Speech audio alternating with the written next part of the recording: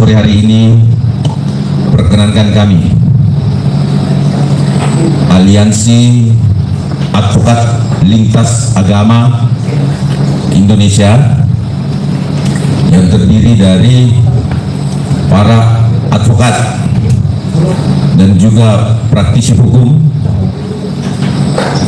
mewakili teman-teman di daerah atas beredarnya isu dan atau diksi narasi yang sangat mengganggu terhadap suasana kebatinan saudara-saudara kita yang juga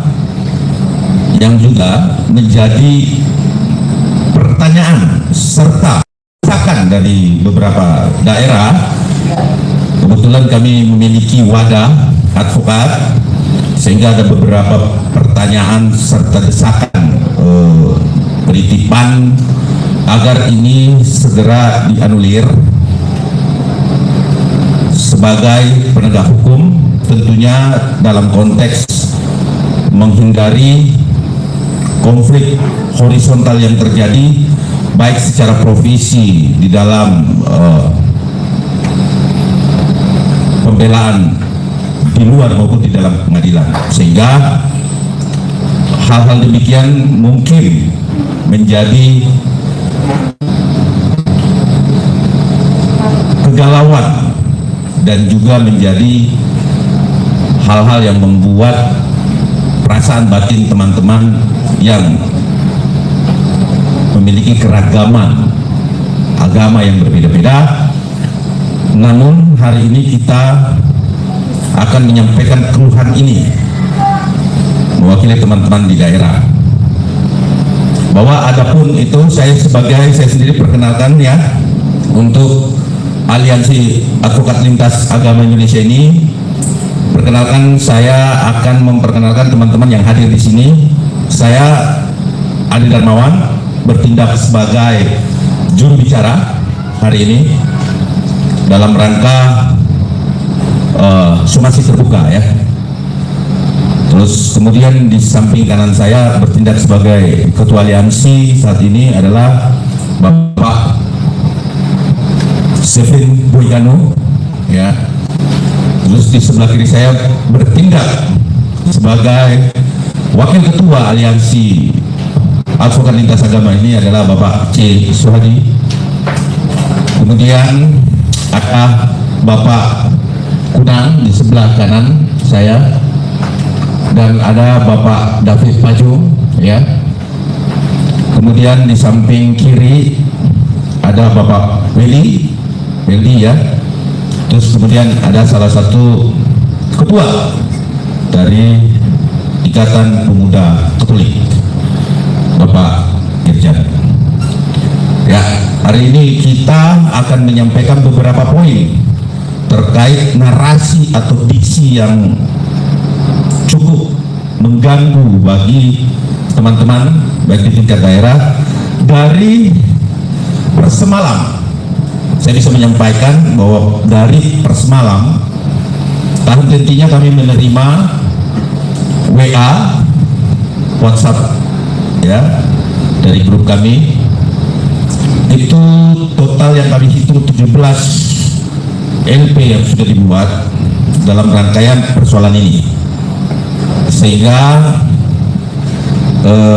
hal ini kami merasa bahwa untuk menghindari konflik horizontal yang lebih jauh tentunya ya, kita harus betul-betul bisa menyampaikan hal-hal ini dengan cara-cara yang dibenarkan hukum. Untuk itu saya akan menyerahkan kepada Bapak Ketua Pak Sevin Boygano dalam konferensi pers hari ini somasi terbuka terkait apa. Monggo, tempat dan waktu saya persilakan buat Pak Ketua. Ya, terima kasih. Selamat sore rekan-rekan media semua yang terhormat, bapak-bapak sekalian yang saya hormati. Pada kesempatan sore hari ini, izinkanlah mengucapkan atau memberitahukan somasi terbuka. Saya akan bacakan isi dari somasi terbuka tersebut.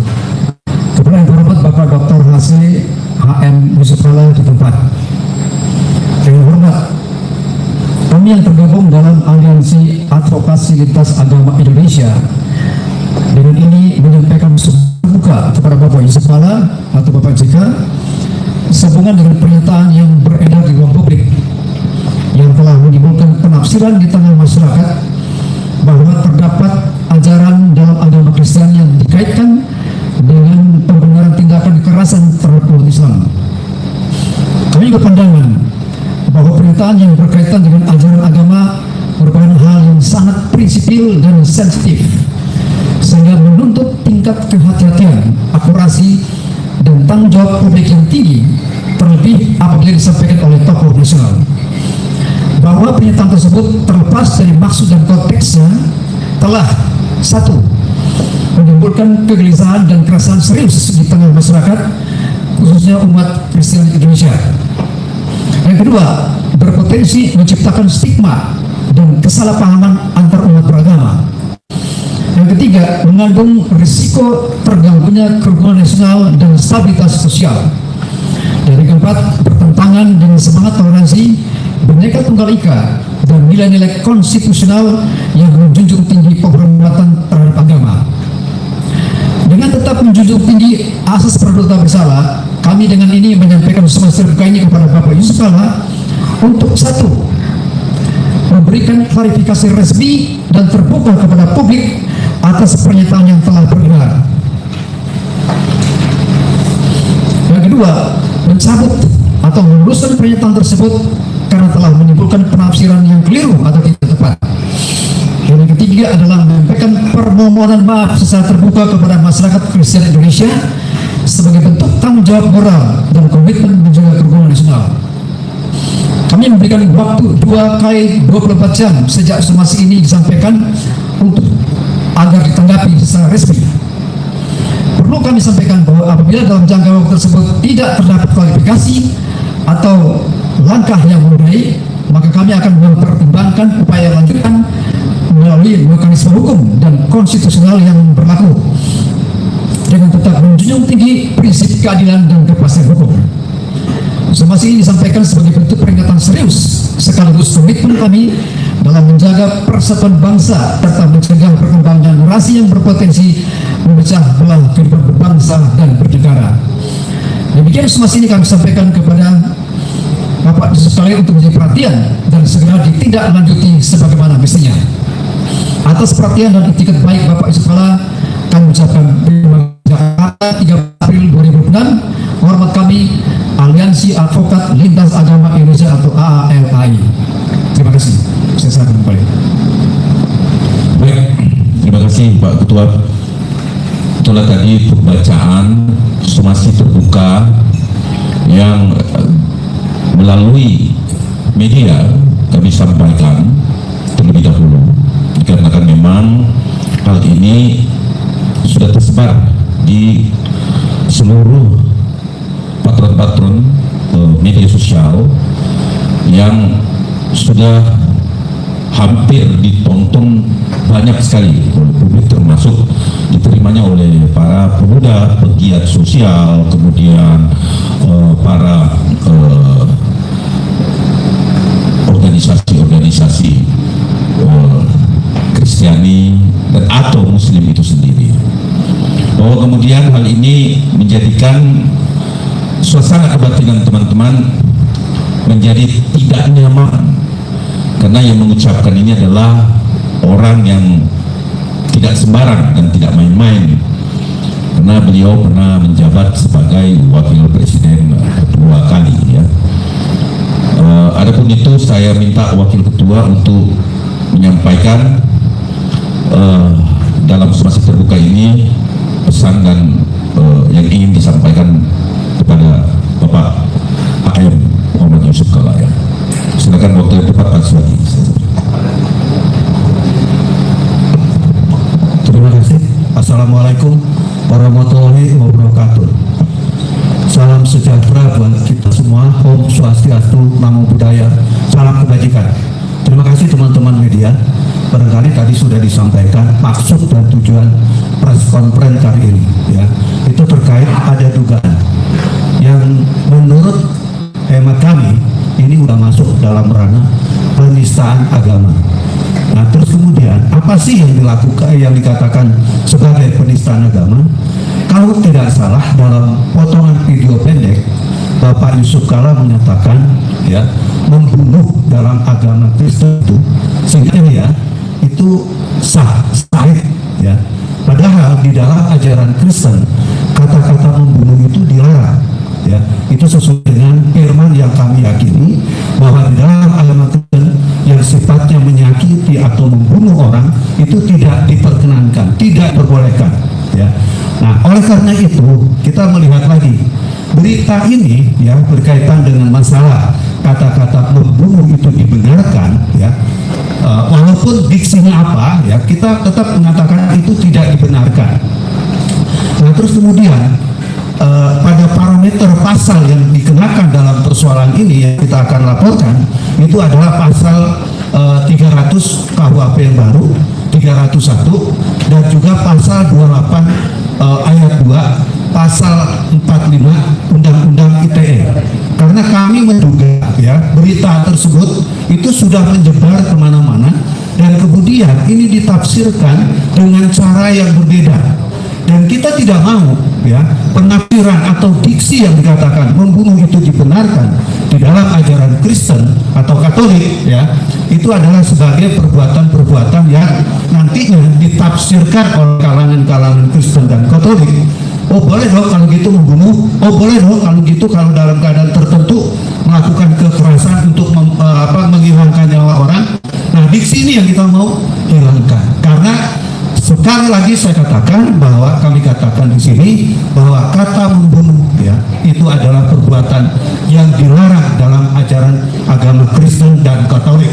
Oleh karena itulah supaya diksi atau katakanlah penafsiran ini tidak berkembang luas, barangkali pertama kami sebagai lawyer itu tentunya tidak gegabah melaporkan persoalan ini karena kita tahu juga Pak JK ini kan sebagai bekas wapres, ya, atau mantan wapres, kita juga menghormati bagaimana sikap dari pernyataan ini dan kemudian kita counter dengan keadaan yang sekarang.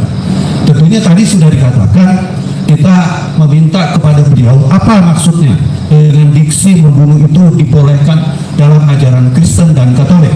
Karena tadi saya sudah katakan, ya, di dalam ajaran Kristen dan Katolik membunuh itu dilarang. Terus kemudian maksud dan tujuannya apa berkaitan dengan masalah ini?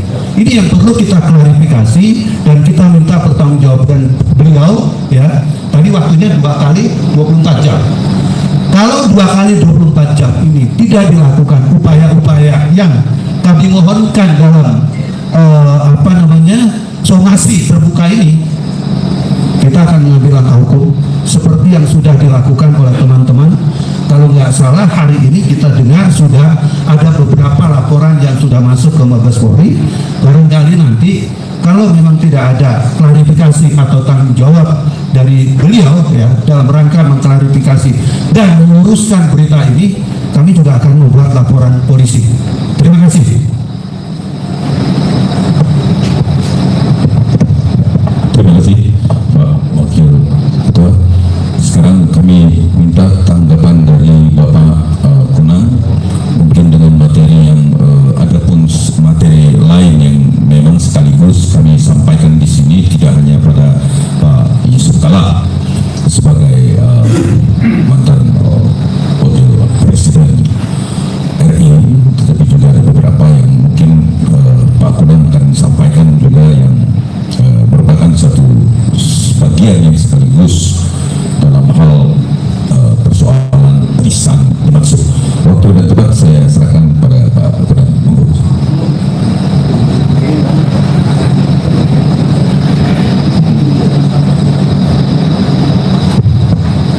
Terima kasih, Bung Ade. Jadi sudah dirangkum semua oleh Ketua maupun Bung Ade sendiri dan salah satu senior kita Pak Swadi. Saya rasa tidak banyak yang bisa kami sampaikan selain dari menghimbau saja kepada yang terhormat Bapak mantan Wapres terkait dengan ungkapan video yang kami terima yang dikirim dari berbagai sumber itu, untuk segera dapat menenangkan situasi, karena bagaimanapun mungkin masuknya tidak sampai sejauh adalah terjadinya salah paham di antara umat beragama, tapi karena ini bentuknya narasi-narasi yang dikembangkan akan mengarah ke perpecahan di antara anak bangsa lintas agama. Ini harapan kami supaya ini segera dikelirkan. Bagaimanapun negara kita saat ini sedang menghadapi situasi yang tidak mudah terkait dengan berbagai geopolitik maupun situasi politik nasional. Kedua, saya juga ingin menghimbau para teman-teman untuk menangkap seluruh hal-hal yang terkait dengan informasi atau katakanlah berita-berita yang beredar yang arahnya untuk menuju ke perpecahan. Salah satu yang kami terima juga 2 hari lalu adalah terkait dengan ada seorang anggota DPD RI yang kami anggap di situ telah terjadi adanya perbuatan jahat sebagaimana dilakukan oleh beberapa pembicara-pembicara berita sebelumnya. Untuk itu kami dalam forum ini juga akan melayangkan surat kepada Badan Kehormatan Dewan dalam hal ini DPD untuk segera dapat mengklarifikasi sekaligus memeriksa yang bersangkutan supaya dengan memberikan keresahan harusnya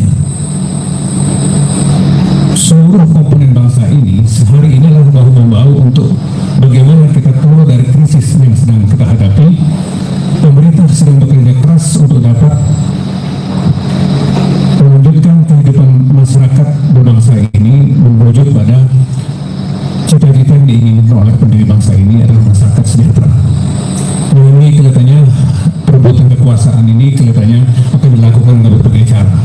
Karenanya kami mohon agar kepada teman-teman dapat memberikan informasi yang berimbang supaya hal-hal seperti ini jangan sampai dikembangkan menuju ke arah yang bisa mengganggu stabilitas bangsa dan negara kita.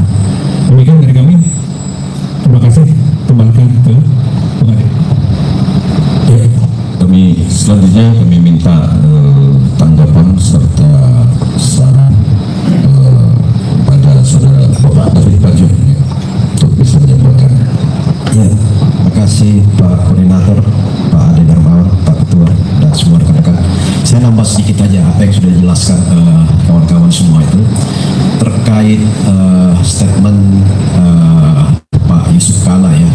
Sebenarnya kan ini statement yang kita sayangkan sebagai anak-anak bangsa, kita sayangkan statement mantan wakil presiden ya, yang seharusnya sebagai negarawan justru harusnya memberikan statement-statement yang menyejukkan dalam konteks membangun solidaritas kebangsaan, dalam konteks bagaimana mengikat persatuan nasional. Tetapi yang terjadi justru bagi kami melihat itu karena sudah banyak reaksi ya, banyak reaksi sehingga kami berkumpul di sini merespon reaksi terhadap statement Pak JK itu.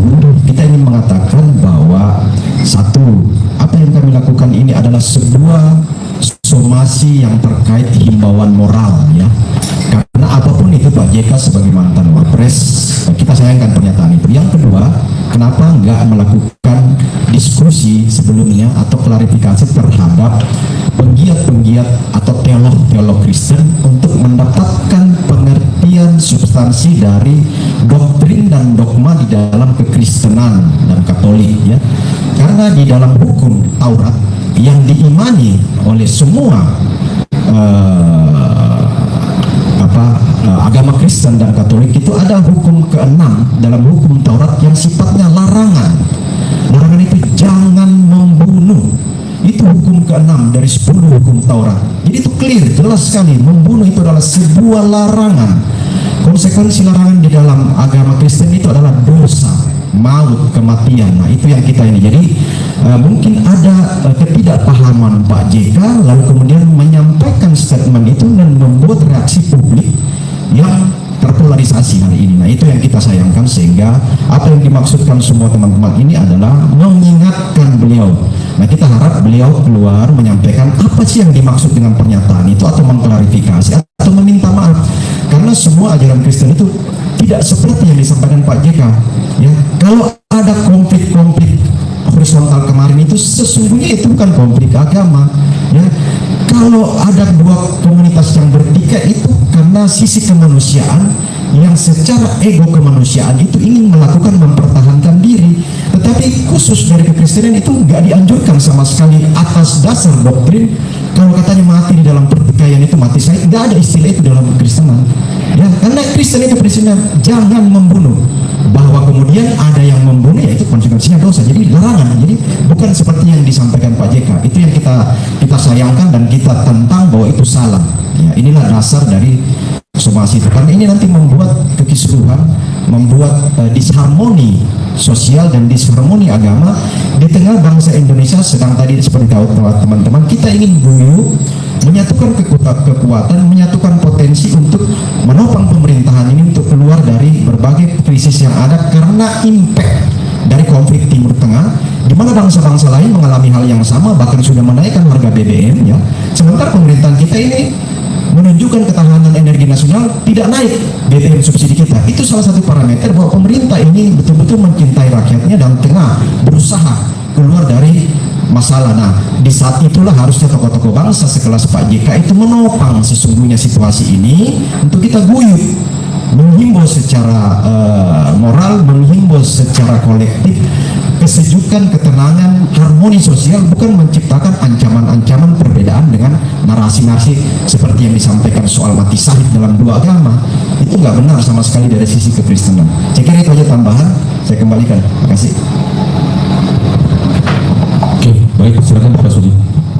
Jadi saya sudah mau jelaskan, karena salah satu diksi tadi sudah disampaikan juga. Kalau nggak salah kaitannya adalah Poso dan Ambon. Kalau menurut saya dan juga kita baca dalam berita itu, Poso ya yang pernah terjadi kerusuhan dan juga Ambon itu bukan perang agama. Karena jujur di dalam agama Kristen itu nggak menganjurkan perang. Menganjurkannya adalah perdamaian, kesatuan dan persatuan. Jadi saya katakan, jadi kalau dikatakan diksinya dari kejadian di Poso dan di Ambon itu salah besar, karena itu bukan kepada perang agama, tapi kepada suku, ya, suku antar suku. Jadi bukan agama antar agama. Karena doktrin ini jelas, ini menyesatkan kalau dikatakan perang Poso dan juga perang yang ada atau katakanlah kerusuhan yang ada di Poso dan di Ambon itu dianggap sebagai diksi perang agama. Salah, itu saya katakan salah besar dan kita tidak menerima itu. Terima kasih. Oke, ada tambahan Pak Ketum? Ya. Saya tambahkan begini supaya masyarakat Indonesia tahu konsep pembunuh. Dalam kekristenan itu memang tidak dikenal istilah pembunuh. Ya, jadi antara perjanjian lama dan perjanjian baru itu punya konsep yang sama. Dari konsep perjanjian lama itu menuju ke konsep perjanjian baru itu semuanya bermuara kepada Yesus Kristus yang diakui sebagai Tuhan oleh umat Kristiani. Jadi seluruh pemikiran doktrin-doktrin dalam perjanjian lama itu semuanya bermuara kepada konsep perjanjian baru yang muaranya adalah Yesus Kristus sebagai tokoh pribadi yang membuat reformasi hukum besar-besaran. Kenapa dia bukan buat reformasi hukum besar-besaran? Karena dia datang dari surga, konsep Kristiani, dan dia membawa hukum yang baru. Apa itu? Kalau hukum dalam perjanjian lama itu mengatakan bahwa orang itu membunuh, boleh kita membunuh orang lain, tapi konsep Yesus Kristus ketika dia muncul ke muka bumi ini, dia mengatakan bahwa jangan kamu membunuh. Bahkan kalau musuh kita pun kita beri makan kalau dia lapar, kita berikan minum kalau musuh kalau dia haus. Artinya apa? Yesus Kristus itu menginginkan supaya seluruh umat Kristen maupun Katolik itu harus bermuara kepada ajaran Yesus Kristus, yaitu kasih mengasihi seluruh muka bumi, mengasihi seluruh umat manusia, sehingga tidak ada istilah membunuh bagi orang Kristen. Kalau kita dibunuh, kita bersyukur, tetapi kita tidak pernah konsep untuk membunuh orang, apalagi membunuh orang muslim saudara kita atau orang-orang yang lain. Tidak ada istilah dalam Kristen. Oleh karena itu saya sedang menulis buku ini berjudul adalah Membunuh Antara Larangan dan Perintah, Perspektif Alkitab. Kalau mungkin sedikit saya akan berikan kepada teman-teman sekalian. Buku sedang saya siapkan. Terima kasih. Ya. Ya, ada sebentar. Jadi ini masih ada tanggapan, mungkin nanti sesi pertanyaan nanti kita berikan ya sebentar. Nah, mungkin masih ada tanggapan dari Ikatan Pemuda Katolik ya. Sebentar. Jadi teman-teman sabar dulu. Kita masuk sesi tanya jawab ya. Oke. Baik, terima kasih yang terhormat Bapak tim advokat yang saya cintai, teman-teman rekan-rekan media dan yang saya kasih seluruh masyarakat Indonesia. Saya hanya ingin menambah beberapa poin saja. Saya pikir tadi terkait konsep teologi sudah dijelaskan oleh Bapak Boy Kanu dan Pak Swadi dan juga Bang David ya. Hanya ingin menambahkan sedikit terkait karena ini permasalahan hukum. Saya lebih melihat pada konteks hukum. Nah, konteks hukum di sini ya kita meminta pertanggungjawaban seorang Pak JK. Kira-kira narasi yang disampaikan di ruang publik di mana ditayangkan pada kanal YouTube Masjid Agung UGM tertanggal 5 Maret 2026 itu, narasi terkait mati syahid itu bisakah dipertanggungjawabkan? Doktrin dari mana? Apakah ada komparatif sehingga membuat suatu narasi seperti itu? Apalagi Pak Yusuf Kala ini mantan wakil presiden 10 dan 12 di mana harus menjadi seorang motivator. Saya pikir itulah memberikan sesuatu yang solutif, tidak memberikan narasi atau diksi yang menimbulkan gesekan-gesekan. Jadi somasi hari ini masih sebuah teguran hukum ya, karena ini sebagai bentuk hukum kasih dulu untuk Pak JK. Kita katakan hukum kasih, bukan berarti di sini kita dalam konteks bahwa Pak JK nggak akan kena unsur pidana. Masih ada kelanjutannya jika 2 kali 24 jam tidak ditanggapi. Nah, terkait hukum kasih sedikit saya menambahkan ya bahwa memang kita di Nasrani ya, Kristen baik Katolik maupun Protestan itu menerapkan hukum tertinggi, itulah hukum cinta kasih. Tapi saya tambahkan, mengasihi musuhmu bukan berarti kita membenarkan kesalahan mereka atau membiarkan kita terus disakiti. Nah, di sini kita perlu koreksi. Maka dengan adanya somasi hari ini ada sebuah teguran hukum untuk Pak JK sebagai seorang yang ya memiliki jiwa kenegarawan, memiliki melihat spirit toleransi anyarnya seperti apa antar umat beragama. Saya menekankan sebagai anggota dari Pemuda Katolik menginginkan Pak JK bagaimana membangun narasi untuk spirit toleransi antar umat beragama karena Indonesia ini majemuk. Terima kasih. Oke, baik. Sekarang kasih ke Pak Wendy. Ada tanggapan sedikit? Cukup ya. Oke, sekarang kita masuk pada sesi tanya jawab. Silakan monggo dari tadi di luar boleh disampaikan pertanyaannya. Baik. Pak Ketua, saya ingin menanyakan, saya senang dari visual. Saya ingin menanyakan ketegasan dari advokat lintas agama ini dalam 2 kali 24 jam somasi terbuka yang tidak dijawab, maka aliansi advokat lintas agama ini akan melaporkan kemana? Ke Polda Metro Jaya kah? Ke Mabes Polri kah? Ke Barreskrim kah? Atau kemana? Tentang penistaan agama kita contohkan, Ahok aja ditahan. Apakah JK minta ditahan juga atau seperti apa? Terima kasih. Ya, silakan. Ini pertanyaannya kepada Pak Ketum. Jadi Pak Ketum yang bisa menjawab. Semoga. Oke, terima kasih. Memang somasi ini kan namanya teguran ya, atau memperingatkan kepada Pak Yusuf Kala supaya bisa menarik kembali pernyataan beliau atau memberikan pencerahan atau memperjelas apa maksud dan tujuannya. Nah, kita dari aliansi advokat lintas agama ini pengen supaya Pak Yusuf Kala sebagai tokoh nasional yang kita hormati sebagai orang hebat ya, orang hebat di Indonesia ini itu harus berhati-hati dalam mengucapkan, apalagi menafsirkan soal agama, karena kalau kita salah menafsirkan sesuatu yang bukan keahlian kita ini bisa berisiko banyak secara hukum. Oleh karena itu kita minta supaya beliau menyampaikan apa sih yang dimaksud itu, apakah seperti tafsir-tafsir kita selama ini atau karena maksud-maksud yang lain yang beliau ingin sampaikan. Itu sebabnya kita melakukan somasi terbuka ini kepada beliau supaya disampaikan apa sih maksudnya. Kalau memang keliru tidak tepat ya menarik kembali kalimatnya, meminta maaf memaafkan, saya kira itu jauh besar seorang JK kalau berani menyampaikan permohonan maaf kalau ada kesalahan. Dan yang kita akan lakukan yang pasti adalah kalau kita posisi di Indonesia atau di Jakarta, kita pasti melaporkan kalau bukan Mabes Polri, kita laporkan ke Polda Metro Jaya. Itu lokasinya. Karena kita proses sekarang berada di Jakarta. Artinya dalam waktu 2x24 jam ini kalau tidak ada respon dari Pak JK, maka aliansi advokat lintas agama ini akan melaporkan JK ke Polda Metro Jaya, ke Mabes Polri. Sesuai dengan isi somasi kita mempertimbangkan apakah kita akan melaporkan ke Mabes Polri atau ke Polda Metro Jaya. Bisa lebih dipertegas lagi Pak? Ya, sesuai dengan somasinya mempertimbangkan, kita akan mempertimbangkan apa kita amal langkah hukum atau tidak, itu sesuai dengan konsep dari somasinya. Oke? Jadi masih nambah dong Pak?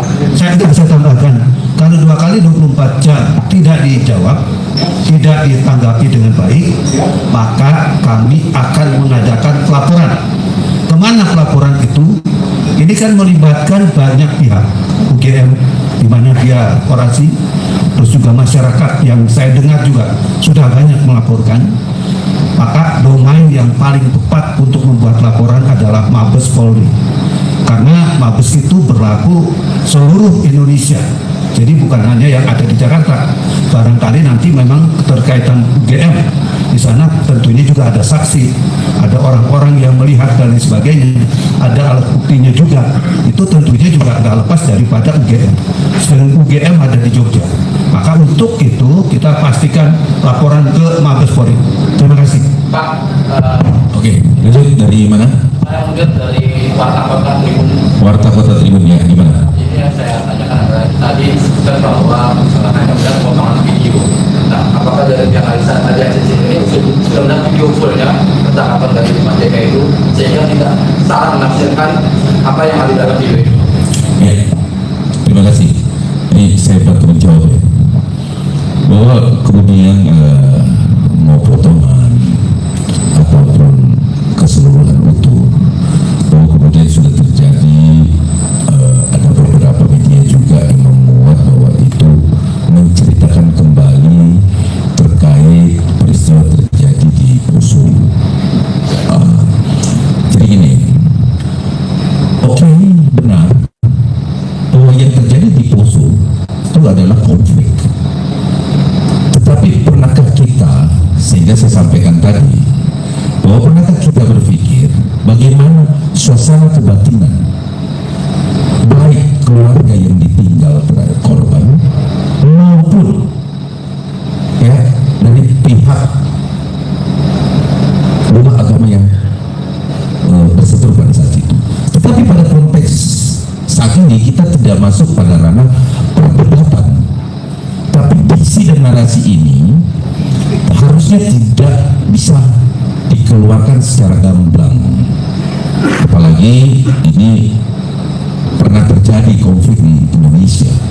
Oh, kemudian teman-teman advokat yang kemudian hari demi hari menerima beberapa keluhan, itu adalah wujud dari luka baik itu korban maupun keluarga yang ditinggal sebenarnya. Jadi banyak sekali laporan-laporan yang kami terima sehingga kami melakukan somasi ini gitu, karena adanya aduan-aduan ya, kegelisahan terkait kebatinan para teman-teman yang berbeda agama dari mayoritas di negara kita, sehingga ini sangat harus betul hati-hati di dalam penafsiran bahwa kemudian hal ini sebaiknya memang diambil alih oleh penegak hukum. Kenapa alasannya seperti itu? Karena apabila ini menjadi bola liar dan tidak ada konfirmasi ataupun klarifikasi yang dilakukan Bapak Yusuf Kalla di sini, ini akan menimbulkan itu tadi, kegelisahan. Sehingga ini memang harus diambil alih oleh penegak hukum, dilaporkan kepada penegak hukum dalam rangka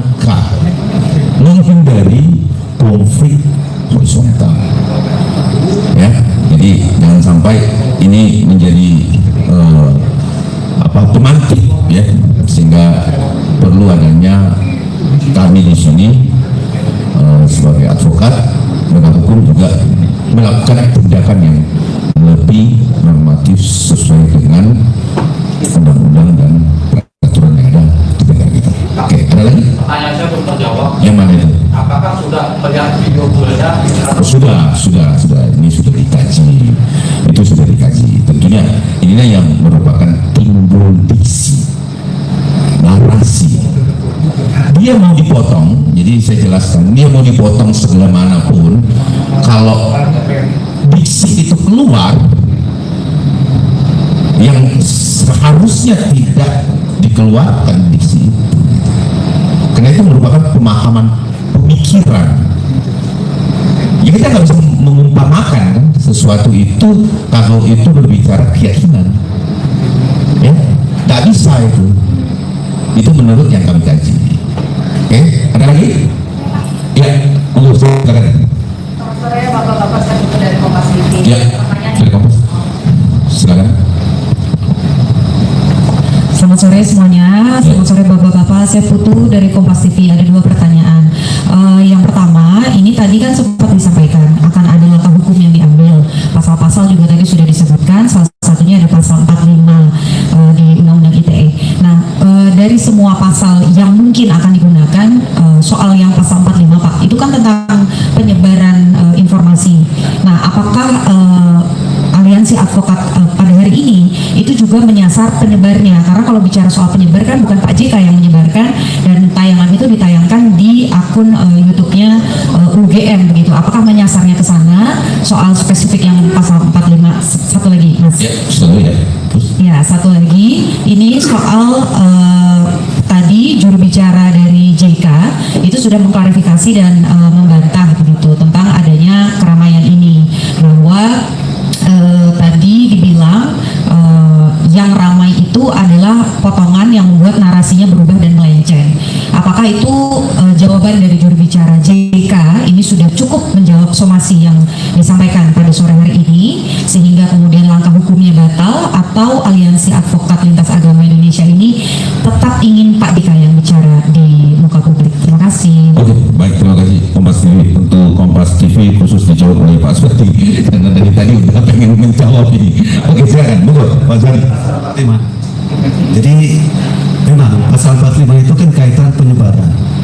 Tentunya karena negara ini adalah negara hukum, jadi yang melakukan penyebaran pun akan menjadi bagian dari proses hukum yang akan kita laporkan, yang kami akan laporkan.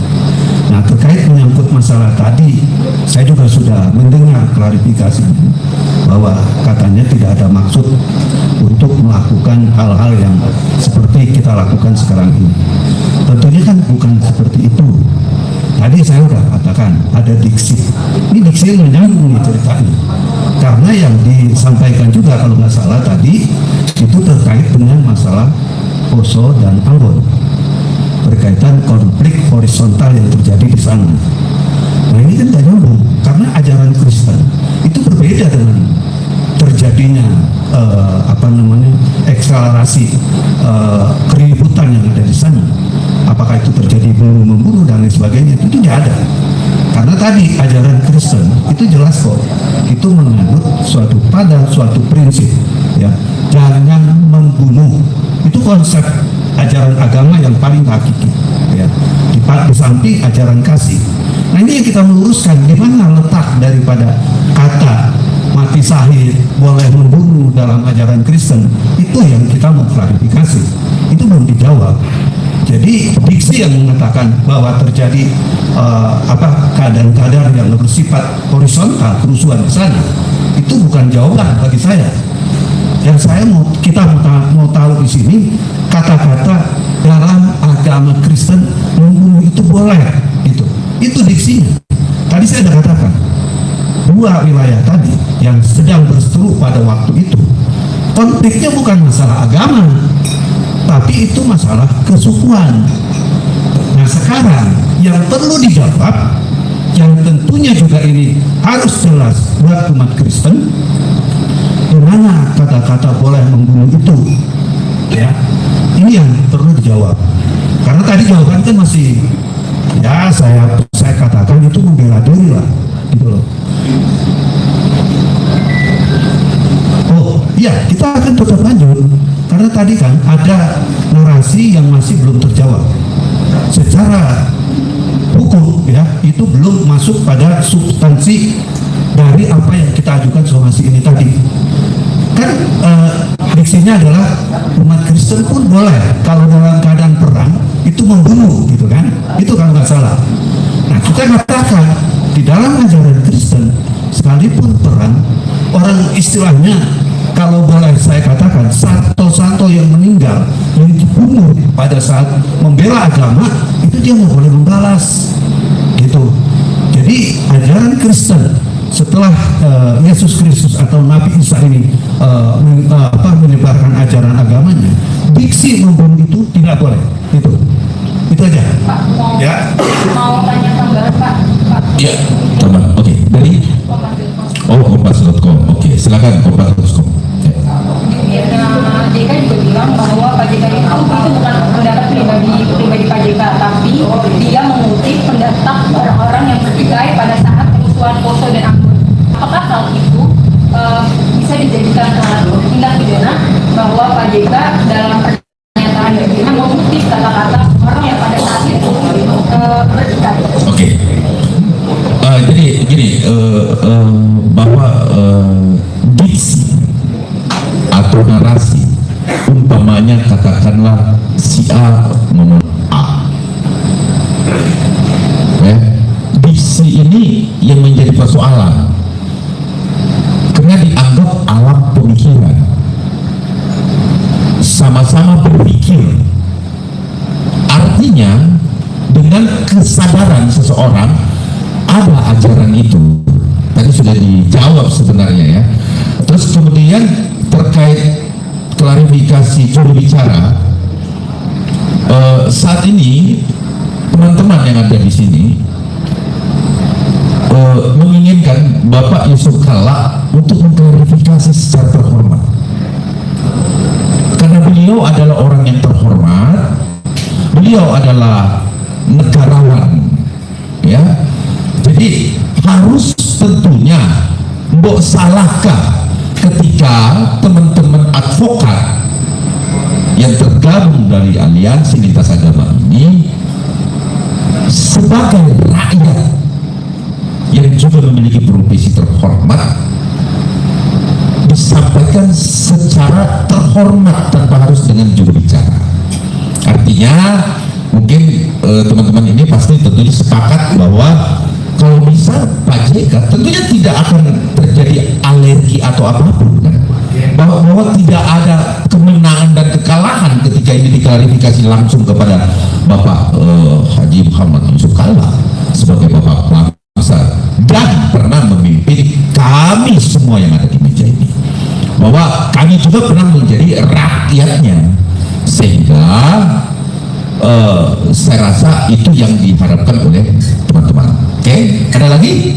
Ada tambahan nih? Jadi saya jawab, tadi katanya bukan berdasarkan pernyataan Pak JK, tapi katanya. Nah dalam hukum, kalau yang namanya katanya, itu namanya saksi de audito. Dia tidak punya nilai. Jadi kecuali testimoni itu dikumandangkan juga. Tapi saya katakan berkaitan dengan Poso, saya mengikuti perjalanan kerusuhan pada waktu itu bukan perang agama, tapi perang suku. Ya, saya sangat hati-hati juga nih menyikapi persoalan ini, jangan sampai juga blunder. Ya, sekali lagi, kalau katanya itu dalam klasifikasi saksi de audito, katanya tidak mempunyai nilai pembuktian. Karena bisa aja, maaf, saya bukan menuduh. Barangkali juga Pak JK sekarang kan lagi berdemo. Kita nggak mau deh, ya. Konteksnya kalau memang ada kekeliruan, ya buat pernyataan saja, gitu, supaya umat Kristen Katolik ini juga tidak terbelah. Karena kan kalau ini ini dibiarkan, ini akan menjadi multitafsir di tengah-tengah masyarakat. Apa? Oh, besok membunuh boleh loh kalau lagi kalian ribut dan lain sebagainya. Kita nggak menginginkan seperti itu. Ingat loh, pemerintahan Pak Prabowo ini ya sedang dalam masalah yang sulit. Kita nggak mau di tengah-tengah keadaan ini terjadi perpecahan di antara anak bangsa. Terima kasih. Oke, ada lagi tambahan yang bisa disampaikan? Oke, Bang David.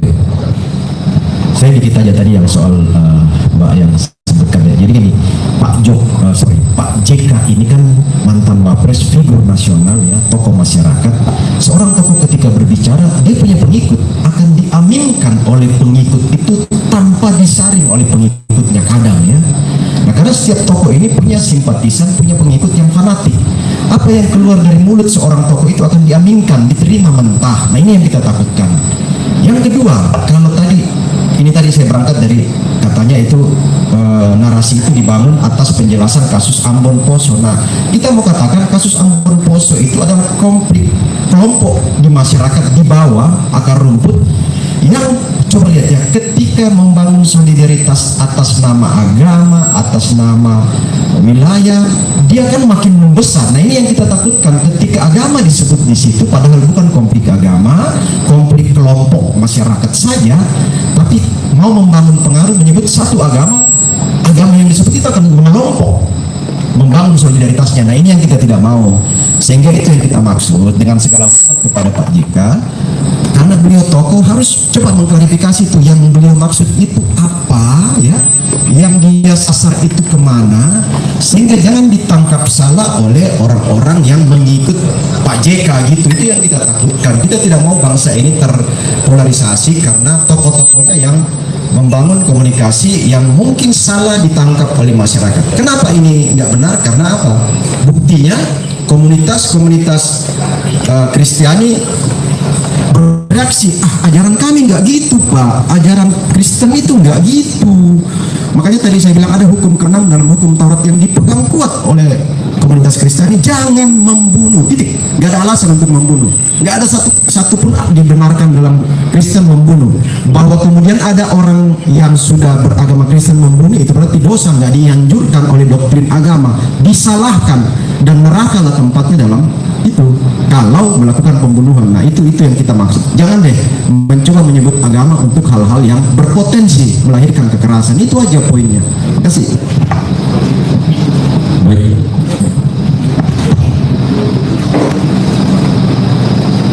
Baik, terima kasih. Ada lagi tambahan, Ketum?